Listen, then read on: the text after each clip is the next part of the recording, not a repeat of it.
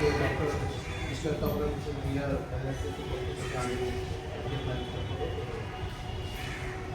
এসছেন।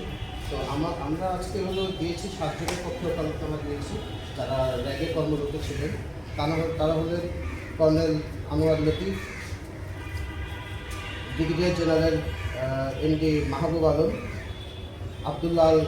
Colonel Abdullah Momen, lieutenant colonel Saiful Islam Sumon, colonel K M Azad, lieutenant colonel Sarwar bin Kashem, brigadier general MD Jahangir Alam. তো আজকে আমরা যেটা করেছি ওকালতনামাতে দিয়েছি এবং সেই সাথে আমরা চিফ প্রসিকিউটর বরাবর একটা পিটিশন দিয়েছি যেন ওই সংশ্লিষ্ট যে মামলাটা আছে সেই মামলা সকল কাগজ যেন আমরা হাতে পাই ওই জন্য দেরি সত্ত্বে। আমরা এখানে আমাদের এই অ্যাসোসিয়েশন পক্ষ থেকে আমরা 5 জন লয়ার আছি।